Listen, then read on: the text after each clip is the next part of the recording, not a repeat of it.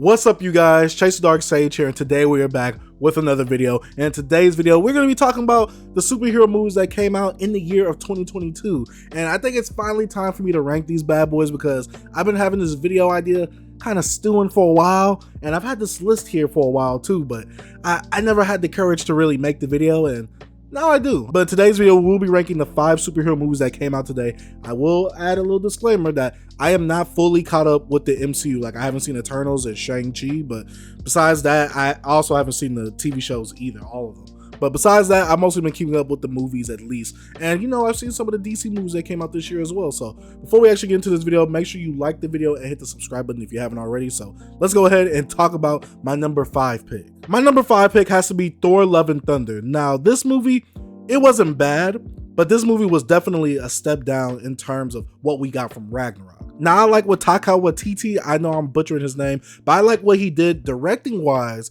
in Thor Ragnarok, but him actually writing and taking a hold of the script in this movie, it didn't work out so well. Some of the funny moments that we got in Ragnarok were very good and very genuine compared to all the other previous 2 Thor movies, but in this movie, imagine all the Ragnarok funny moments but elongated into one full movie. Like, there was no serious moment in this movie that really made me feel for the characters. Even Jane Foster getting the hammer of Thor and her having cancer was supposed to be such a serious type of moment, but it's played off for jokes. Every single scene in this movie feels like a bit that's happening in a sitcom where we're just in this little bit to get to the next joke, basically. And this movie isn't bad, but it's definitely a step down in terms of Ragnarok. Ragnarok is still easily the best Thor movie when it comes to tone, comedy, sequencing, and the actual design of how the movie looks itself with the bright colors, while the other 2 had that little sepia-like tone to it. So yeah, Thor: Love and Thunder, I still bought it on Blu-ray because I like to support these movies, but this movie definitely wasn't good. 4th movie that we gotta talk about is Black Adam, and I went to go see this movie with the boys, and they were roasting it the whole time, and I honestly say that this movie is on the same level / tier of Venom, Venom 2, and Morbius. Now, I'm not saying that this movie is as bad as Morbius. I don't think any movie could be that bad. I don't even think that movie is on the list. I think it came out last year. If it did come out this year, it's definitely number 6. But in terms of the list, Black Adam has to be number 4 because this movie definitely feels a bit dated in terms of what we get in superhero movies now. There's a whole bunch of serious stuff that happens within these superhero movies that I really do like. I like the tone, I like the comedy. This movie feels like the things that were supposed to be there were kind of there, but I feel like the age that this movie came out in, the year that it came out in, it definitely feels dated because it feels very slapsticky with some of the jokes and some of the humor itself. The kid was very annoying.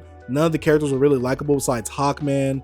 Dr. Fate looked awesome. The Rock as Black Adam, he was just a mean version of The Rock, the same version that he was in Fast 5. And honestly, all the other supporting characters, very forgettable. No one is really memorable in this movie. The main highlight of this movie, which was spoiled before the movie even came out, Superman coming out in the end credits. That was like the biggest highlight of this movie. I mean, there was some cool action scenes here and there in Black Adam, and that's the one thing I like about this movie is the pacing itself, because every bit feels like an action scene. So I wasn't too bored with this movie, but the beginning, the actual exposition type part to get you into the movie, it was a bit of a drag. It was very boring. My girl actually fell asleep when I was trying to show her this movie. She thought that part was boring, but I think the rest of the movie is very enjoyable. CGI is, CGI is kind of, hit or miss, but either way, I enjoyed this movie, but I do think that it is the second weakest movie out of all these superhero movies that we're going to talk about today. 3rd movie we got to talk about is,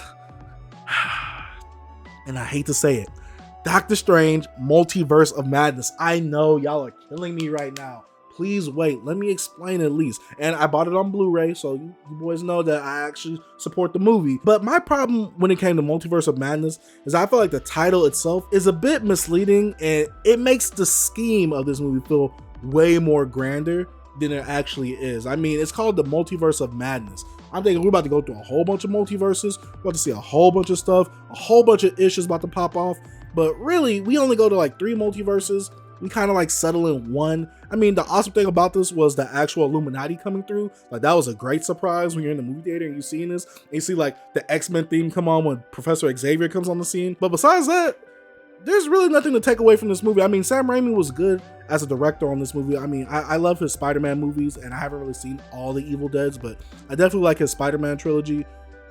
Number 3 is enjoyable, I'll say that. But you could definitely feel the horror type Sam Raimi comedy-esque scenes in this movie from his directing style, and it's not bad. I definitely think that with him actually stepping in after the script was written, and there was like, I think some pieces are already filmed for this movie, him stepping in and adding his little flair, his little flavor to it, I enjoyed it for what it was, but I feel like it definitely hyped itself up for more than what it actually was. And I think this movie comes out to just being all right. I like Doctor Strange 1 narratively a lot more, but this movie, I don't want to say it felt more ambitious because the first Doctor Strange movie looked beautiful, phenomenal. But this movie had some aspects that I didn't expect to see in an MCU movie, and it kind of gives me hope that we can maybe add more horror elements / themes into these Marvel movies. I highly doubt that we'll get that, but hey, a man can dream, right?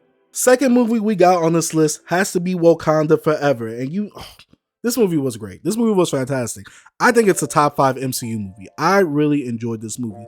Now, the only problems I have with this movie is that Ironheart could have been a little bit more fleshed out, but you already know they're trying to set her up for her own little TV show, so I get that part. And if you guys want to see my review on that, I already reviewed it on the channel, so I'll leave a link in the description down below. But I really enjoyed Wakanda Forever. I feel like it was a step above Black Panther 1. I think Black Panther 1 was pretty mid. Now, Chadwick Boseman, great actor. I'm not disrespecting him, but I think the plot of what Ryan Coogler had with Black Panther 1, it was kind of mid. I kind of felt like I already seen it. I kind of already been there, done that. I think Black Panther was way better in Civil War than he was in his own movie, which is really sad to say. But Ryan Coogler, he definitely stepped it up with this movie, especially with the script already being written and Chadwick Boseman, his sad passing, he had to rewrite the script. He had to rework everything that was supposed to be happening in this movie with Chadwick Boseman's character of Black Panther / T'Challa, having to deal with him being gone or being blipped out of existence and him coming back. But to see Shuri's character take up the mantle of Black Panther and for her to become, I guess, the Queen of Wakanda, and that special end credit scene, that puts me in my feels just thinking about it. I can't talk about it too much, but oh, Prince T'Challa Jr. Oh, I had to say it. I'm sorry. I had to say it. That scene was beautiful. That scene was awesome. Me and my girl went to go see this movie 2 times in the theaters. And this movie is like 3 hours long. This movie was fantastic. But I cannot say in good faith that this movie was better than my number 1 pick. And you guys already know, just from process of elimination. My number 1 pick has to be The Batman. Oh, I went to go see this movie twice in theaters. One time with the boys and one with my cousin, and I enjoyed it so much. I bought this movie on 4K Steelbook. I pre-ordered this bad boy. This movie was phenomenal. The way that this movie encapsulates the character of Batman in his second year of being Batman, oh, it's fantastic. I know a lot of people have their little discrepancies with, Robert Pattinson playing Bruce Wayne, and I don't think he did a bad job as Bruce Wayne, especially within those early years of Batman. He's gonna have a hard time differentiating himself and making himself 2 separate personalities for Bruce Wayne and Batman. So whatever they did with this movie, someone's mama put their foot in this movie, because this movie is so good. It is fantastic. To me, it's the best Batman movie we have. Now, I'm saying this is the best Batman movie we have in terms of the character of Batman that we know from like the animated series, the Arkham Asylum games, some of the comic book iterations that we have of him. This movie was phenomenal for Batman fans. This felt like a Batman movie, and this movie had one of the elements of Batman that I feel is really neglected in all the other Batman movies, which is his detective skills. And obviously this is his first time going into it, and some people were like, well, how come Batman didn't solve this crime sooner? It's his second year, give him a break. You act like when you first got your job that you was a pro at everything. No, Batman had to work his way into it.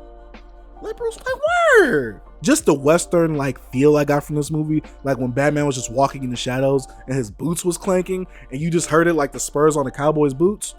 Oh my gosh. And when he would beat people up and he'd be like, I'm vengeance. Or when he was chasing the Penguin on the highway and the Batmobile went through all that fire.